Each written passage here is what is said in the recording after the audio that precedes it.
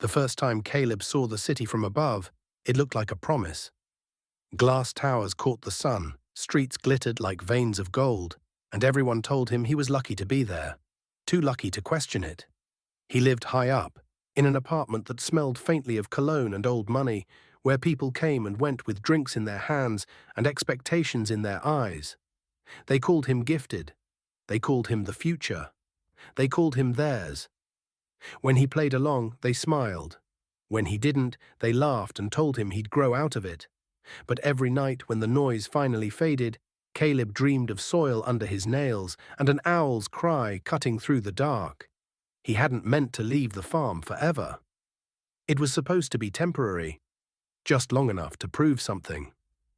His father had watched him pack without arguing, only saying, "Don't forget where you come from." Caleb had nodded, already half gone, chasing the yellow brick road that shimmered with opportunity. Now that road felt brittle beneath his feet. One evening, after another party where strangers spoke about him as if he weren't in the room, Caleb stepped out onto the balcony. Far below, the city howled. Sirens, engines, voices all tangled together. He realized then that no matter how high he climbed, he was still being kept, like a prize wrapped for someone else's celebration. Then the whispers started, an anomaly in the accounts, his accounts. He knew he had done nothing wrong. Maybe he had been set up. There were plenty who would like to see him fail. Jealousy was rife in the city. The whispers wouldn't go away. They turned into loud voices, an investigation. Meeting after meeting, justifying his actions, no proof, but still his reputation ruined. The next morning, he didn't argue or explain.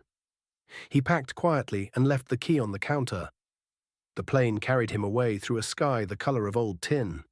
Somewhere over the fields, the tension finally drained from his shoulders. He imagined the uneven fence posts, the stubborn earth, the woods alive with unseen creatures.